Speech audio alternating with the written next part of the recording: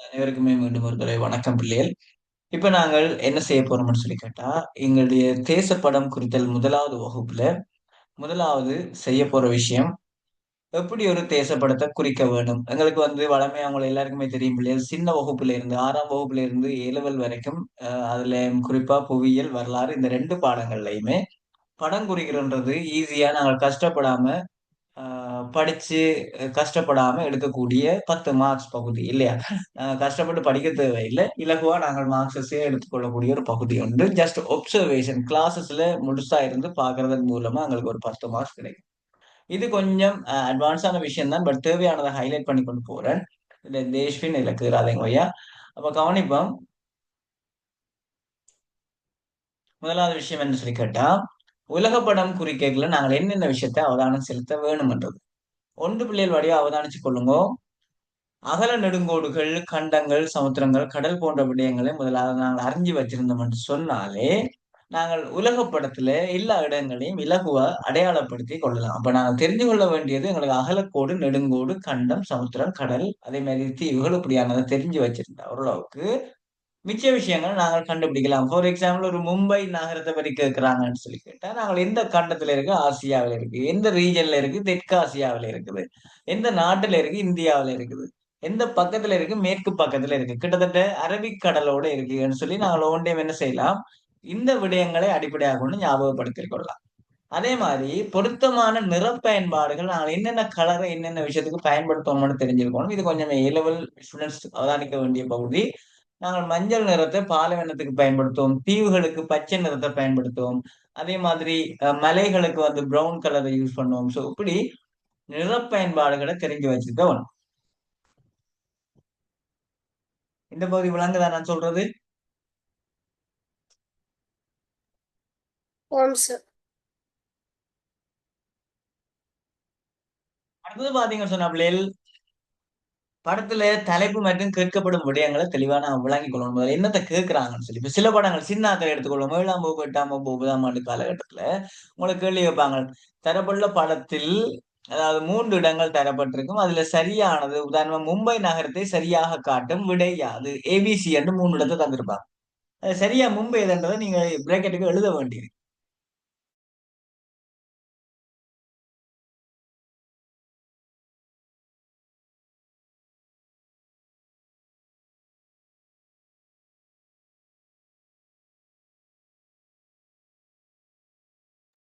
Okay சொல்லி படத்தினுடைய தலைப்பு கேட்கப்படுற விடயங்களை வடிவா வழங்கிக் கொள்றதுதான் அந்த விஷயம். அடுத்தது படம் எப்பவுமே குறிக்கும் பொழுது அம்புக்குறிகள் ஆரம்பிக்கும் முனையினை கருத்துல கொள்வோம். உதாரணமா நாங்கள் ஒரு நகரம் அல்லது நாடு ஒன்றை குறிக்கிறோம்னு சொல்லி கேட்டா ரைட், அம்புக்குறியை நாங்கள் இப்படி அம்புக்குறி காட்டும் எந்த இடத்தை காட்டுதோ அந்த இடத்தை நோக்கி அம்புக்குறி இருக்க வேணும். பின்னுக்கு நாங்கள் இஞ்சாலும் எழுதுற மாதிரி இருக்கும். Right. தனியா நாங்கள் அப்படியே சும்மா பக்கத்துல டொட்டை போட்டு எழுதுறதுன்றது இடங்கள் கிடைக்கிற போது ஒரு புள்ளியை போட்டு எழுதலாம். சில இடங்களுக்கு புள்ளி போட முடியாது. உதாரணமா பாலைவனம் ஒன்று கேட்கிறாங்கன்னு சொல்லி கேட்டா நாங்க புள்ளி போடலாம், நிலட்ட வேணும்.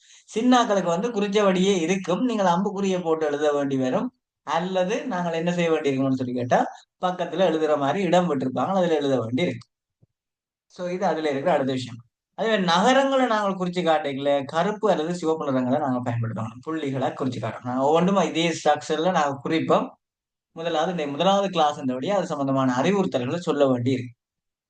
அதே மலைகள் நதிகள் குறிக்கும் பொழுது அவற்றின் போக்கில குறித்து அல்லது எழுதி காட்டுறது பெட்டரா இருக்கும். ஒரு நதி ஓடுதுண்டா சின்னாக்கள் என்ன செய்யுங்க, அந்த நதியின் போக்கிலேயே எழுதி காட்டலாம். உதாரணமா நைல் நதி என்றா நைல் நதி போற பக்கங்கள்ல எழுதி காட்டுறது. அதை குறிக்கைகளை நாங்கள் அதை பற்றி கவனிக்கணும். அதே மாதிரி எப்பவுமே எழுதேக்கில்ல ஒரு குறிக்கப்பட்ட இடத்தின் பெயர்களை நாங்கள் எழுதேக்க கிடையாக எழுதுறது மிக மிக முக்கியம். சொத்தி வித்தியா அங்க மாறி இங்க மாறி எழுதாம ஒரு எக்ஸாம்பிளுக்கு நான் ஒரு விஷயத்த சொல்றேன். இதுல ஒரு நதி இருக்குன்னு வச்சுக்கொள்ளும். சாரி, இதுல ஒரு நதி இருக்குன்னு வச்சுக்கொள்ளும். இப்படி நதி ஒன்று ஓடும். இப்ப இந்த நதியை நாங்கள் எப்படி எழுதலாம் அப்படின்னு கேட்டா 2 விதமா எழுதலாம். ஒன்று இந்த நதியின் போக்கிலே நைல் நதி என்று இப்படி கீழே எழுதுறது. நைல் நதி என்று இப்படியே கீழே கிடையா நதி ஓடுற போக்கிலே எழுதுறது உண்டு. அது சின்னாக்கள் செய்யலாம். பட் பெரியாக்கள் என்ன செய்ய வேண்டி இருக்கும்னு சொல்லி கேட்டா அம்புக்குறி போட்டு காட்டி இப்படியே நேர நாங்கள் அம்புக்குறி போட்டு காட்டி கிடையா இது நைல் நதி என்று கிடையா எழுத வேணும். இதைத்தான் கிடையா எழுதுறேன்னு சொல்றது. சொத்தி வித்தியா எழுதாம சில பேர் எக்ஸாம் எழுதுல இப்படி எல்லாம் எழுதுறது, அம்புக்குறி எப்படி போட்டு காட்டி நைல் நதி என்று இப்படி சொத்தி வித்தியா எல்லாம் எழுதுறது. ஸோ அப்படி எழுதினவன்டா உங்களுக்கான நீங்கள் பாடத்துல கொண்டிருக்கிற அபிப்பிராயம்ன்றது பூஜ்ஜியமா இருக்கும்ன்றதுதான் அங்க இருக்கிற கருதுகோள். அதே நீரோட்டங்கள் நாங்கள் வரையும் பொழுது, நீரோட்டம் வேண்டாம் உங்களுக்கு சின்னாக்களுக்கு தெரிஞ்சிருக்க வாய்ப்பு குறைவு, பட் தெரிஞ்சு வச்சிருப்பீங்க. பின்னுக்கு தேவை 10ஆம் ஆண்டு 12ஆம் ஆண்டுல தேவை வரும். நீரோட்டம் என்றால் நாங்க ரெண்டு விதமான நீரோட்டம் இருக்கு. வெப்ப நீரோட்டம், அதே மாதிரி குளிர் நீரோட்டம். வெப்ப நீரோட்டம் குளிச்சு காட்டிக்க நாங்க சிவப்பு நிறத்தால அம்புக்குறியை பயன்படுத்துவோம். குளிர் நீரோட்டம் குறிக்க நாங்கள் நீல நிற அம்புக்குறிகளை பயன்படுத்துவோம். அப்ப இடங்களை குறித்து பேசும்போது தெளிவாக நல்ல வடிவான ஹேண்ட் ரைட்டிங் எழுதுறதோட அது முக்கியமான ஒரு விஷயமா இருக்கும். நெருக்கமா எழுதுறதையும் தவிர்த்து கொள்றது நல்லது.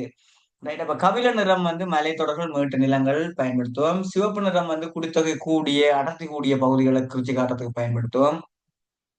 மஞ்சள் நிறம் குடித்தொகை குறைந்த அல்லது அடர்த்தி குறைந்த பகுதிகள், பாலைவனங்களை குறிச்சு காட்டுறதுக்கு பயன்படுத்துவோம். Right. அதே மாதிரி பாத்தீங்கன்னு சொல்லி கேட்டால் இந்த நீல நிறம் நதிகள், கடல்கள், நீர்நிலைகள், நீர்த்தேக்கங்கள், குளங்களை குறிச்சு காட்டுறதுக்கு நீலத்தை பயன்படுத்துவோம். பச்சை நிறம் தாவர பொருள்கள், காடுகள் மற்றும் தீவுகள். இதுல தீவுகளையும் இருக்கா, ஏல்காரர் இருக்கா குறிச்சு கொள்ளுங்க. சின்னாக்கள் தேவையில்லை, பட் ஏல் படிக்கிற பிள்ளை எல்லாருமே இருந்தீங்கன்னா இதுல தீவுகள்ன்றதையும் குறிச்சு கொள்ளுங்க. தீவுக்கு பச்சை தான் பாவிக்கணும்ன்ற ரூல்ஸ் இல்லை, பட் அதிக அளவில் எல்லாரும் பயன்படுத்துறதால அந்த நிறத்தை யூஸ் பண்றோம். அதே மாதிரி இளம் பச்சை புல் நிலங்கள், லைட் கிரீன். அதே மாதிரி ரெட் கலர் நாங்க திருப்பி நகரங்கள், தலைநகரங்கள் குறிக்க வேண்டிய இடங்கள் சிவப்பு புள்ளிகளால காட்டி கிடையாத வேடம். சிவப்பு நிற முக்கோணத்தை நாங்கள் எரிமலைகள் என்ற இடத்தை குறிச்சு காட்டுறதுக்கு சிவப்பு முக்கோணத்தை பயன்படுத்துவோம். நீல நிற கோடுகளாக நாங்கள் நீரிணைகள், கால்வாய்கள், தொடுகடல்கள், நீல நிற முடிகோடால தொடுகடலை குறி காட்டுவோம். அதே மாதிரி குளிர் நீரோட்டங்கள் அம்புக்குறியோட குறிச்சு காட்டுவோம். சிவப்பு நிற கோடுகள் வெப்ப நீரோட்டம், அதே மாதிரி அம்புக்குறியோட காட்டுவோம். கருப்பு அல்லது நீல கோடுகள் அகலக்கோடு, நெடுங்கோடு குறிச்சு காட்டுகல. இது 7ஆம் ஆண்டுல நாங்கள் படிக்க வேண்டிய பாடம் உண்டு, அகலக்கோடு, நெடுங்கோடு. அந்த டைம்ல இது தேவைப்படும். Right. உலகின் தீவுகளை குறிச்சு காட்டுறதுக்கு, நிறுத்தி காட்டுறதுக்கு அதிகளவான பச்சை நிறம் பரிந்துரைக்கப்படுது. ஆனால் எந்த நிறத்தையும் பயன்படுத்தலாம்ன்றதுதான் நாங்க இருக்கிற விஷயம். சரி, இது சின்ன அறிமுக பகுதி ஒன்று பிள்ளையர். சோ இந்த பகுதியில முதலாவது படம் குறித்தல் பகுதிக்கு நாங்கள் போக போறோம். முதல் நாங்கள் கண்டுபிடிக்க வேண்டியது என்னன்னு கேட்டா, உலகத்துல இருக்கிற முக்கியமான கண்டங்கள். உலகத்துல எத்தனை கண்டம் இருக்குது?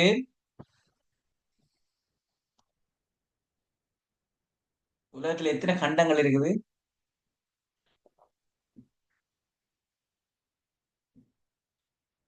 இதுல நம்பர் போட்டிருக்கேன், பார்த்தே சொல்லலாம். 7 கண்டம் இருக்கு.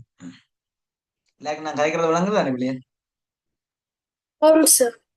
ரைட். அப்ப இந்த 7 கண்டங்களை வடிவா இந்த உலகப்படத்தின் ஷேப்பை அவதானிச்சு கொள்ளுங்க பிள்ளைகள். இதுதான் உலகப்படம்.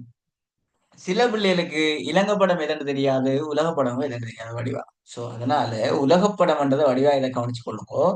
இப்படி இப்படி ஷேப்ல இந்த ஷேப்பை வடிவா ஒப்சர்வ் பண்ணுங்க. வடிவா கொஞ்ச நேரம் இதை பார்த்து கொண்டிருங்க. பார்க்காம கீறுற மாதிரியே நாங்க பழகலாம், அதை நாங்கள் முயற்சி செய்தா மாத்திரம். ரைட். இப்ப முதலாவது இங்க பாத்தீங்கன்னு சொன்னா இது ஒன்றன்று இருக்கிற பகுதி வட அமெரிக்கா கண்டம். ரைட். இப்ப நான் இதுல நீல நிறத்தால சுத்தி ஒரு லேஅவுட் ஒன்று போடுறேன். இது வட அமெரிக்கா கண்டம். இந்த வட அமெரிக்கா கண்டத்துல பிள்ளைகள் உங்களுக்கு எல்லாருக்குமே தெரியும், கனடான்ற நாடு இருக்குது. அதே மாதிரி ஐக்கிய அமெரிக்கான்ற நாடு இருக்குது. அதே போல மெக்சிகோன்ற நாடு இருக்குது. இதுக்குள்ள குட்டி குட்டியா சில பல நாடுகள் இருக்குது. நான் ஒவ்வொன்றும் நாடுகள் குறிக்க பார்த்துக்கொள்வோம். இந்தளம் வட அமெரிக்கா. இந்தளத்துக்கு நீங்க ஒரே கலரை பயன்படுத்தி நிறந்திட்ட போறீங்க. இப்ப செய்யறதுக்கு டைம் இல்லை. சோ அதனால நீங்க பிறகு வீட்டுல ஹோம் ஒர்க்கா என்ன செய்வீங்கன்னு கேட்டா, இதை நான் சுத்தி ரவுண்ட் அடிச்சு விட்டுருக்கேன். அதுக்காண்டி பிறகு ரவுண்ட் அடிச்ச இந்தளத்தையும் கலர் அடிக்கிறேன் இல்ல, இந்த நிலப்பகுதிக்கு அடிக்கக்கூடாது. நிலப்பகுதிக்கு மட்டும்தான் கலர் அடிக்கிறதா, இந்த பகுதிகளுக்கு மட்டும்தான் கலர் அடிக்கிறது. சோ இதுக்கு நீல நிறத்தால கலர் அடிச்சு கொள்வீங்க. இந்த தீவுகள் இந்த இடைவெளி எல்லாம் என்னன்னு கேட்டா, நம்ம வட்டம் போடுற இடம் எல்லாம் என்னன்னு கேட்டா, இது நீர் பகுதிகள் பிள்ளை, சமுத்திரங்களா. ரைட். ஒரு சமுத்திரத்துல கொண்டே நிலட்டி விடுறேன். அப்போ ஒன்றன்று இருக்கிற இந்த பகுதி வட அமெரிக்கா கண்டம். யாருக்காவது டவுட் இருக்குமா இருந்தா கூகுள்ல போங்க, ஜஸ்ட் சர்ச் பண்ணுங்க நார்த் அமெரிக்கா, இல்லாட்டி world map, coloured world map அடிங்க. கலர் பண்ணின உலகப்படம் அது வேற பார்த்து நீங்கள் என்ன செய்யலாம்னு சொல்லிக்கிட்டேன். இந்த கலர் படத்துல குறிச்சு காட்டலாம். இந்த அமெரிக்காவுடைய வாய்க்குள்ள குட்டி குட்டி தீவுகள் இருக்குது. இதை நாங்கள் மேற்கிந்திய தீவுகள்னு சொல்லி சொல்லுவோம். பிறகு நாங்கள் இதில் பற்றி டீட்டெயிலாக கீழே ரெண்டாவதா இருக்கிற இந்த பகுதி எதுன்னு கேட்டாங்களே, இது தென் அமெரிக்கா கண்டம். Right. இந்த எல்லாத்துக்கும் நிறந்திட்டீங்கள். இது தென் அமெரிக்கா கண்டம். சோ முதலாவது ஒன்று வட அமெரிக்கா, இரண்டாவது தென் அமெரிக்கா. இது எல்லாருக்குமே விளங்கிச்சதா?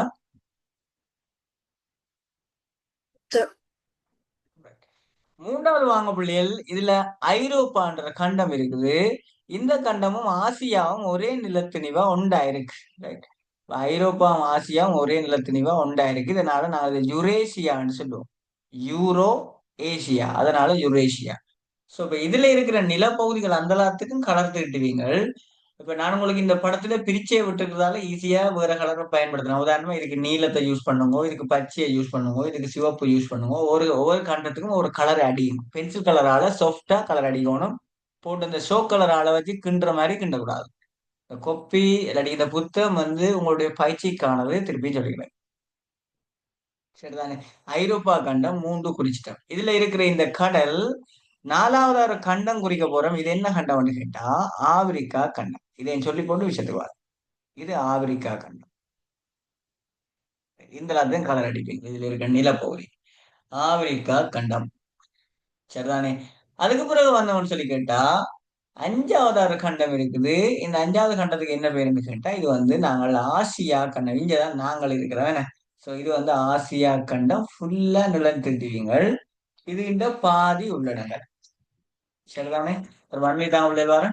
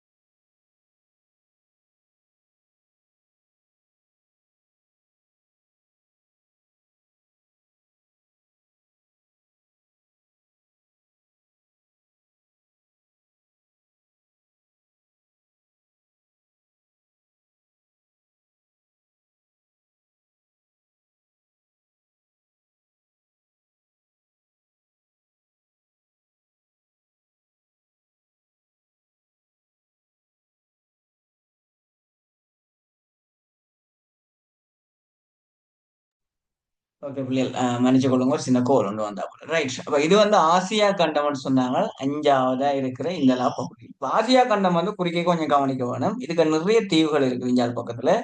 அதே போல ஆசியா தான் இருக்கிறதுலயே பெரிய கண்டம் என்ன. Right. இந்த இந்தோனேஷியாவுல பாதி பகுதி பப்புவா நியூகினியான்ற ஒரு நாடு இருக்குது. அது இந்த பாதி ஆஸ்திரேலியா கண்டத்துக்கு சொந்தமா வந்துடும். மேலே இருக்கிற பகுதி எல்லாமே ஆசியாக்குள்ள வந்துடும். ஸோ நாங்கள் நாடுகள் குறிக்க டீட்டெயிலாக கொஞ்சம் கரெக்ட். அதே மாதிரி ஆறாவது என்னன்னு கேட்டா ஆஸ்திரேலியா கண்டம்.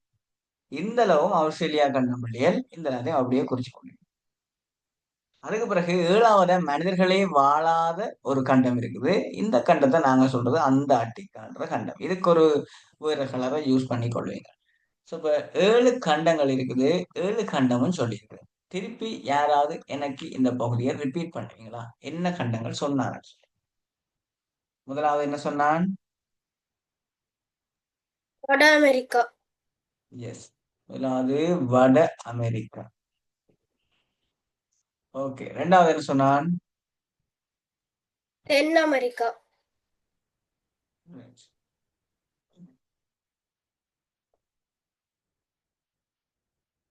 Right. மூன்றாவது என்ன சொன்னான்? ஐரோப்பா. Right. கட்டிக்கான. ரைட். அதே மாதிரி நாலாவது என்ன சொன்னாங்க?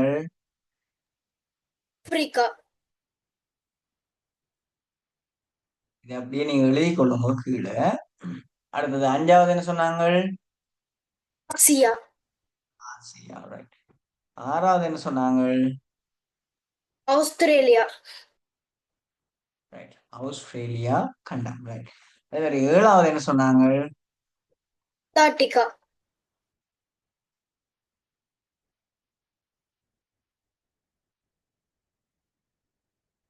அண்டார்டிகா இல்லாட்டி அண்டார்டிகான்னு சொல்லி எழுதலாம், அப்படியாவது எழுதலாம். ஸோ ப்ராப்ளம் இல்லை. ஓகே, அப்ப கவனிச்சு கொண்டீங்கடா. இதுல வந்து நாங்கள் இதுல பார்த்திருக்கிறோம் உலகின் மிக முக்கியமான கண்டங்கள், ரைட் தானே? உலகின் முக்கியமான கண்டங்கள் பற்றி காய்ச்சிருக்கிறோம், ரைட். அப்ப இது எல்லாருக்குமே விளங்கி இருக்கும்னு நம்புறேன். ஏதாவது கொஸ்டின்ஸ் இருக்குதா பிள்ளைகள்?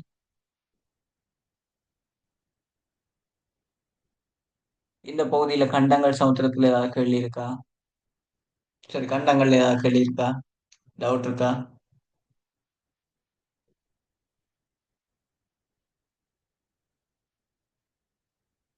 இருக்குண்டா இருக்கு, இல்லையண்டா இல்லை.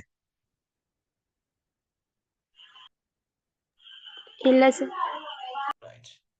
சோ அடுத்தது நாங்கள் என்ன செய்ய போறோம்னு சொல்லி கேட்டா, சமுத்திரங்களை குறிக்க போறோம்.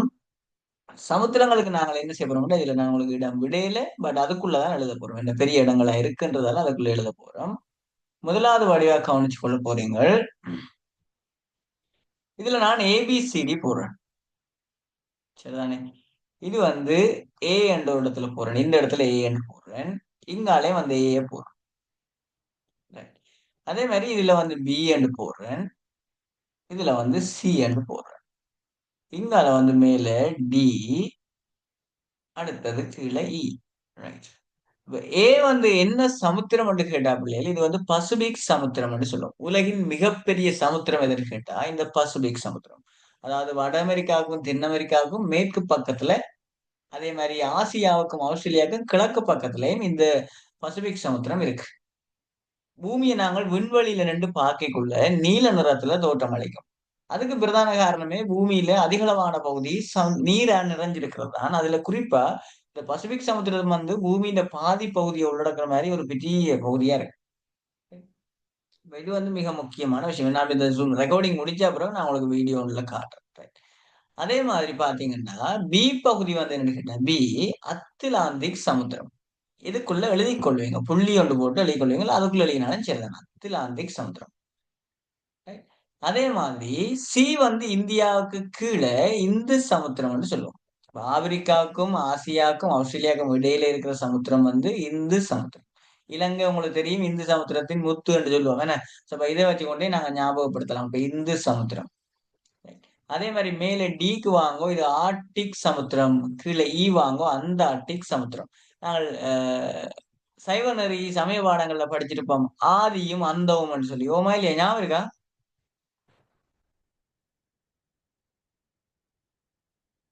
ஆதி அந்தவன் ஞாபகம் இருக்கா இல்லையா? ஆதியும் அந்தவம் இல்ல அரும்பெரும் ஜோதின்னு சொல்லி எங்க இருக்கு? ஓம் சார். அப்ப இந்த ஆதியும் அந்தம், ஆதி என்றா தொடக்கம் வந்து வச்சுக்கொள்வோம், அந்த வண்டா முடிவண்டு வச்சுக்கொள்வோம். ஆவன்னாவில வருது ஆர்டிக் சமுத்திரம், ஆனாவில வருது அந்தார்டிக் சமுத்திரம். அந்தார்டிகா கண்டம், அந்தார்டிகா இக்கன்னா காவன்னா வந்தா கண்டம், அந்த டிக் அண்ட் இக்கன்னாவில முடிச்ச வந்தா சமுத்திரம். சொல்றேன். ஓம் சார். அப்ப ஆர்டிக் சமுத்திரம், அண்டார்டிக் சமுத்திரம், right. இப்ப இவ்வளவு தான் இந்த பகுதி. அப்ப உலகின் கண்டங்களும் சமுத்திரங்களும் நாங்கள் இப்ப பார்த்திருக்கோம். இதுல டொட் டொட் டொட்னு சொல்லி சின்ன கோடு ஒன்று போகுது, இது என்ன கோடு?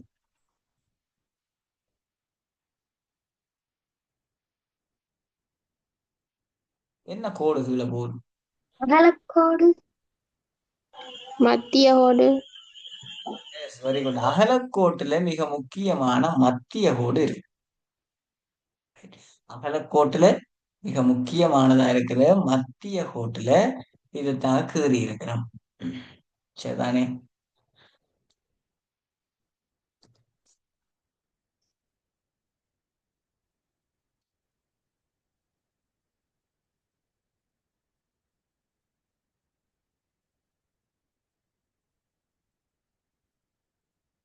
ஒரு இந்த பகுதியில டவுட் இருக்கா?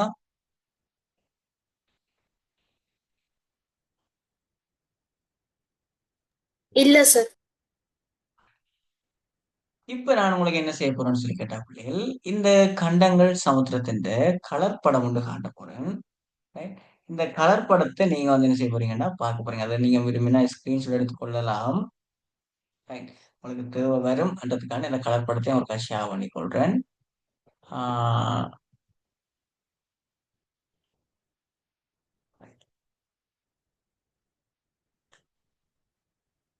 இப்ப நான் குறிச்ச படத்தை என்ன செய்ய போறீங்கன்னா, இதே மாதிரி நீங்க கலர் அடிச்சு குறிக்க போறீங்க. இது விளங்கிச்சா எல்லாருக்குமே?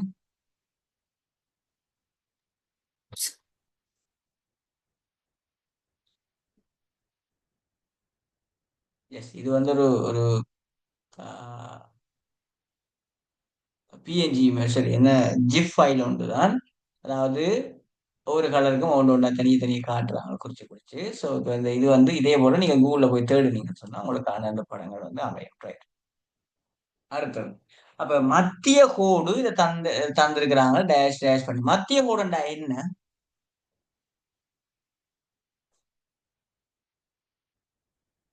உருண்டையா இருக்கிற பூமியை ஒரு ஒரு ஃபுட்பால் பந்தொண்ட சரி பாதியா வெட்டுவோம் தானே, கற்பனை பண்ணிக்கணும். ஒரு ஃபுட்பால் போல் உண்டு பந்த சரியா பாதியா வெட்டினா அந்த பாதியா வெட்டுற கோடு மாதிரி தான் இந்த பூமியை நாங்க சரி பாதியா வெட்டினா அந்த மத்தியில இருக்கிற கோடு தான் என்னன்னு கேட்டா, வெட்டப்படுற கோடு தான் என்று கேட்டா இந்த மத்திய கோடு. அப்ப பூமியை வடக்கு தெற்காக பிரிக்கின்ற சரிசம பகுதியா இருக்கிறது இந்த மத்திய கோடு. சொன்ன விளைச்சா? ஆம் சார். ஆம் சார். அப்ப இதுல நாங்கள் திருப்பி அகலக்கோடுகளை குறிச்சு காட்டியிருக்கோம். அப்ப இதுல பாருங்க பிள்ளைகள், முக்கியமான அகலக்கோடுகளை தந்திருக்கிறேன். இப்ப இதுல ஏ வந்து சொல்லி ஏ என்று போடாம நாங்கள் இதுல சி என்று போட்டிருக்கிறது வந்து என்னன்னு கேட்டா மத்திய கோடு. அப்ப இதுல சி என்று காட்டப்பட்டிருக்கிற இந்த கோடு எதுன்னு கேட்டால் மத்திய கோடு. நான் ரெட் கலர்ல குறிச்சு காட்டுறேன். இப்படி ரெட்டால குறிச்சு விடுறேன். இது வந்து மத்திய கோடு. பூமியை ரெண்டாவது கொஞ்சம் தெரியணும் இருக்காங்க. இது ஒரு அகலக்கோடுகள் சொல்றது என்னன்னு கேட்டா பிள்ளைகள், பூமியில நாங்க திசை போட்டுக்கொள்வோம். மேல வடக்கு திசை, right? இங்கால கிழக்கு திசை, இங்கால தெற்கு திசை, இங்கால மேற்கு திசை. ரைட் தானே? அப்ப பூமியில மேற்கு கிழக்காக வரையப்படுகின்ற கற்பனை கோடுகளை நாங்கள் என்னன்னு சொல்லுவோம்? திருப்பி இருக்கா சொல்லுங்க என்னோட சேர்ந்து. பூமியில மேற்கு கிழக்காக வரையப்படுகின்ற கற்பனை கோடுகள் அகலக்கோடுகள் எனப்படும் என்ற திருப்பி சொல்லுவோம். சொல்லுங்க. பூமியில பூமியில இல்ல மேற்கு கிழக்காக வரையப்படுகின்ற கற்பனை கோடு உண்மையான ஓகே, உண்மையான பூமியில இது கீறி இருக்குதான்னு கேட்டா இது கீறல். உண்மையான பூமியில இது இல்லை. இது ஜஸ்ட் ஒரு இமேஜினரி லைன்ஸ். அதாவது கற்பனையில கீறப்பட்டிருக்கு. சரிதானே? இப்ப கற்பனையா கீறப்பட்டிருக்க கோடு எங்க மேற்கு கிழக்காக கீறப்பட்டிருக்கு. இப்படி மேற்கு கிழக்கா எத்தனை கோடுகள் கீறி இருக்கிறான்னு சொல்லி கேட்டா மொத்தமா மத்திய கோட்டுக்கு மேல மொத்தமா 90 கோடு இருக்குது. மத்திய கோட்டுக்கு கீழே மொத்தமா 90 கோடு இருக்கு. அப்ப டோட்டலா 90 90 180 9 17 180 கோடுகள் வந்து அகலக்கோடுகள் இருக்கு. சொன்ன விளங்கிச்சா? ஆம் சார். அதே மாதிரி வடக்கு தெற்காக இணைக்கின்ற பூமி மேற்பரப்புல வடக்கு தெற்காக வரையப்பட்டிருக்கிற கற்பனை கோடுகளை நாங்க சொல்றது நெடுங்கோடுகள் சொல்லி சொல்லுவோம். இதை நாங்கள் இங்கிலீஷ்ல லாங்கிடியூட்ஸ் சொல்லுவோம். அகலக்கோடுகள்ல லாட்டிடியூட்ஸ் சொல்லுவோம். சொன்ன உடனேச்சா? ஆம் சார். Longitudes and latitudes. அப்ப இதுல வந்து சைவர் கிடக்கிற இடத்துல இந்த கோடு வரும். ஞாபகம் வச்சுக்கணும். சைவர் பாகை அகலக்கோடுன்னு சொன்னாலும் மத்திய கோடு தான். சைவர் பாகை நெடுங்கோடுன்னு சொன்னா அது வந்து நாங்கள் சொல்ற கிரீன்விச் கோடு. ஏன் இதை கிரீன்விச் கோடுன்னு சொல்ற மட்டும் கேட்டா, இங்கிலாந்தினுடைய கிரீன்விச் என்ற நகரம், அது லண்டனுக்குள்ள இருக்கிற இன்னும் ஒரு முக்கியமான சிட்டி. ஸோ கிரீன்விச் என்ற நகரத்துக்குள்ளால இந்த கோடை கீறி இருக்கிறாங்க. அதுதான் நாங்கள் கிரீன்விச் பிரைம் மெரிடியன் சொல்லுவோம் இங்கிலீஷ்ல, கிரீன்விச் கோடு. அப்ப நெடுங்கோடுகள் எத்தனை இருக்குன்னு கேட்டா, வடக்கு தெற்காக வரையப்பட்ட கோடுகள் எத்தனை இருக்குன்னு கேட்டா, கிட்டத்தட்ட அதுவும் சைவர்ல இருந்து இங்கால கிழக்கு பக்கமா 180, இங்கால மேற்கு பக்கமா 180 ரெண்டா 360 நெடுங்கோடுகள் இருக்கு. சொன்ன விடயம் விளங்கிச்சா? ஆம் சார். இங்க இருந்து 180, அந்த பக்கமா 180. அப்ப மொத்தமா 360 நெடுங்கோடும் 180 அகலக்கோடும் இருக்குது. அதுல சைபர் பாகை அகலக்கோடை நாங்கள் மத்திய ஓடுன்னு சொல்லுவோம். சைபர் பாகை நெடுங்கோட்டை நாங்கள் கிரீன்விச் கோடுன்னு சொல்லுவோம். சரி, 7ஆம் ஆண்டுக்கு வரைக்கும் நாங்கள் இதை நேரங்கள் எல்லாம் படிப்போம். இப்படி இலங்கையில வந்து ஒரு நேரம் இருக்குது, இந்தியால இங்கிலாந்துல ஒரு நேரம் இருக்குன்னு எல்லாம் நிறைய நீங்க கேள்விப்பட்டிருப்பீங்க. இலங்கையில வந்து பின்னர் ஒரு 5:30 இருந்தா இங்கிலாந்துல வந்து கிட்டத்தட்ட ஒரு மத்தியானம் 12 மணியா இருக்கு. இப்படி டைம் வேறுபடுறதுக்கு காரணம் கூட இந்த நெடுங்கோடுகளை வச்சுக்கொண்டு நாங்கள் டைமை கால்குலேட் பண்றதுதான். இதை பற்றி 7ஆம் வகுப்பு பாட புத்தகத்துல கிடக்குது. நாங்கள் அதை பற்றி டீட்டெயிலா கதைப்போம் பிறகு. சரிதானே? இப்ப முக்கியமான அகலக்கோடுகள் நெடுங்கோடை பற்றி கதைச்சிருக்கேன். அடுத்ததை நான் அகலக்கோட்டுல இன்னும் ஒரு கோடை பற்றி கதைக்க வேணும். 23.5 பாகையில ஒரு கோடு இருக்கு. அந்த கோட்டை சொல்றது என்னன்னு கேட்டா கடக கோடு. 23.5 பாகையில இருக்கிற கோட்டுக்கு என்ன பேர்? கடகக்கோடு. இங்கால தெற்கு பக்கத்திலேயும் 23 பாகையில இன்னும் ஒரு கோடு இருக்குது. இதை நாங்கள் மகரக்கோடுன்னு சொல்லுவோம். அதாவது ட்ரோபிக் ஆஃப் கேன்சர் கடகக்கோடு, ட்ரோபிக் ஆஃப் கேப்ரிகோன் மகரக்கோடு. சொன்ன விளைச்சா?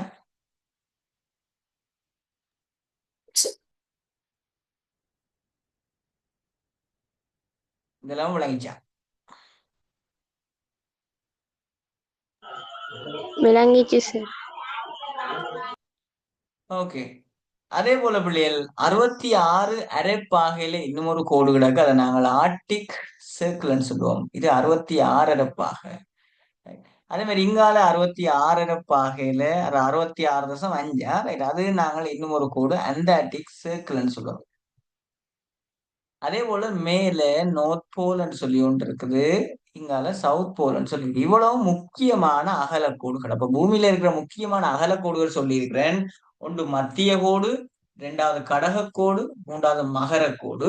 அதுக்கு மேல ஆர்டிக் வட்டம், கீழே அண்டார்டிக் வட்டம், மேல வடமுனைவு, கீழே தென்முனைவு. 7 லைன்ஸ் இருக்குது அகலக்கோடுகள். அதாவது there are 7 main latitudes that we found in the geographical globe. The first one you can understand here, the equator. It is 0 degree latitude. Right. Then you can see the Tropic of Cancer, Tropic of Capricorn, 23.5 degree latitude.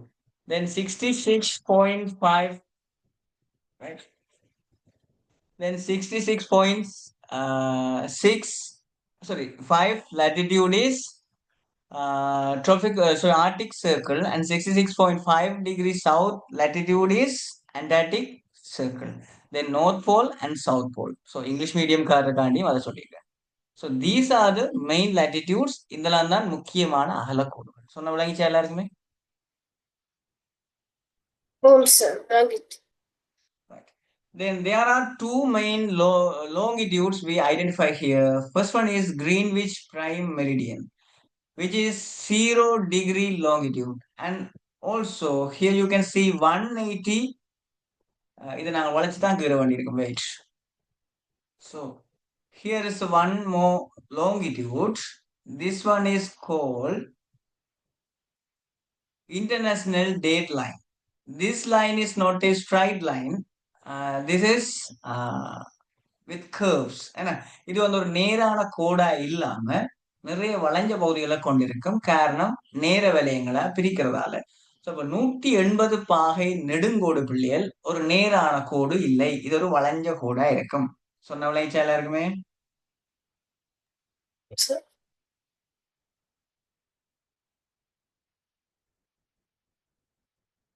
Right. So இவ்வளவு தான் பிள்ளைகள் நாங்கள் இன்றைக்கு படிச்சிருக்கிற அகல நெடுங்கோடுகள். Again இந்த English medium students, இந்த English மீடியம்ல 1-2 பேர் இருக்காங்கன்றதை மறந்துட்டேன். ஸோ அதனால இந்த கண்டினென்ட்ஸை ஒருக்கா சொல்லிட்டு போறேன், பேர்களை சொல்லிட்டு போறேன். So North America, South America, Europe, Africa, Asia, Australia, and Antarctica. The oceans are here is the Pacific Ocean, Atlantic Ocean, and Indian Ocean. In the North Pole, which is identified as Arctic Ocean, then near the Antarctic continent, which is Antarctic Ocean. These are the main continent and oceans in the geographical in the Earth, and also here we mentioned some longitudes and latitudes in previous. Right? Is it clear to you all? எல்லாருக்குமே விளங்கிச்சா இந்த லவோரி Tamil medium and English medium ரெண்டு பேரையும் cover பண்ண வேண்டியிருக்கு அதான்.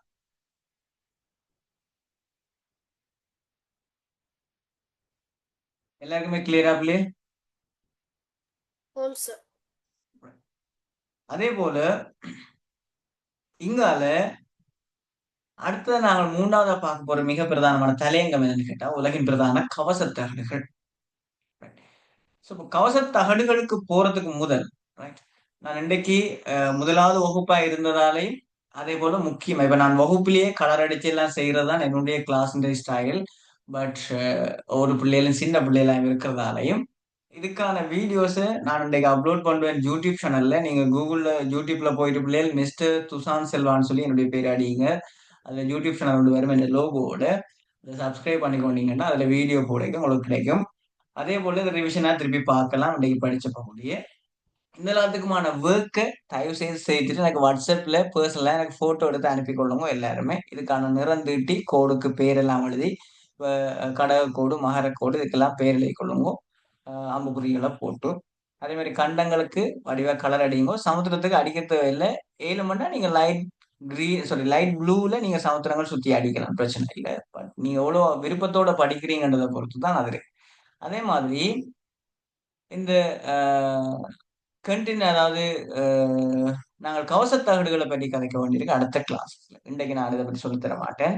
இது இன்றைக்கான இந்த ஏற்கனவே பார்த்தது. அடுத்த புதன்கிழமை இதுக்கான வகுப்பு நடக்கும். அதுக்கு முதல் இந்த பிளேட்ஸ் என்றா என்னன்ற விஷயத்த நான் இப்ப இந்த ரெக்கார்டிங் ஆஃப் ஆன பிறகு உங்களுக்கு நான் வீடியோ காட்டிட்டு உங்களை விடுறேன். இந்த ரெக்கார்டிங்ல நான் காப்பிரைட் இஷ்யூ வரும்ன்றதால நான் வீடியோ யூடியூப்ல வேற காட்டையில இந்த ரெக்கார்டிங் ஸ்டாப் பண்ணிட்டு காட்டுறேன். அதுக்கு பிறகு இருக்க போற வகுப்புல பிள்ளைகள் இந்த லாங்கிடியூட் லாட்டிடியூட்ல நாங்க நேரம் படிக்க இதை பற்றி கேட்கும் பிறகு இந்த லாட்டிடியூட்ஸ் இங்கேயும் இருக்கு. நீங்க இதையும் சேர்த்து கையோட ஃபில் பண்ண வேண்டி வரும். இதுல பாருங்க முதலாவது மத்திய கோடு. இதுல நீங்க மத்திய கோடை போடுறீங்க. பிறகு கடகக்கோடு இங்கால மகரக்கோடு ஆர்டிக் வட்டம் அண்டார்டிக் வட்டம் உங்களுக்கு இடமே விட்டுருக்கேன்னு இதுல நீங்கள் அப்படியே எழுத போறீங்க. இப்ப பார்த்தது சொன்ன விளைச்சா? Home, sir. அதுக்கு பிறகு நாங்கள் உலகத்துல இருக்கிற முக்கியமான எங்களுடைய மில்கிவே கேலக்சி அண்ட் சோலர் சிஸ்டத்துல இருக்கிற முக்கியமான கோள்களை பற்றி சும்மா இருக்க கதைப்போம் அடுத்த கிளாஸஸ்ல. சீசன்ஸ் இப்ப தேவையில்லை. பட் அங்கால இருந்து வேலை தொடங்கும். உலகின் பிரதானமான மலைகள், நதிகள், அதே போல கடல்கள், மேட்டு நிலங்கள் பிளேட்டோஸ், அதே போல தீவுகள் ஐலேண்ட்ஸ், அதே மாதிரி தொடுகல்கள் ஸ்ட்ரைட்ஸ் அண்ட் கனல்ஸ், அதே போல நாங்கள் இங்கால நீரோட்டங்கள் கரண்ட்ஸ் சொல்லி படிப்போம். ரைட் அண்ட் volcanoes இப்படி எல்லா விஷயங்களையும் வகுப்பிலே குறிக்க போறோம். ஸோ கொஞ்சம் நீங்கள் காட்டுற இன்ட்ரெஸ்ட்டை பொறுத்து இந்த கிளாஸினுடைய எஃபெக்டிவ் அமையும் பிள்ளையே. ஏதாவது என்னோட கேட்க இருந்தா கேட்கலாம். அதர்வைஸ் நீங்க யாருமே லீவ் ஆக தேவையில்லை. பட் ரெக்கார்டிங்கை மட்டும் ஸ்டாப் பண்ண போறேன். ஸோ ஏதாவது கொஸ்டின்ஸ் இருக்கா ஃபார் டுடே?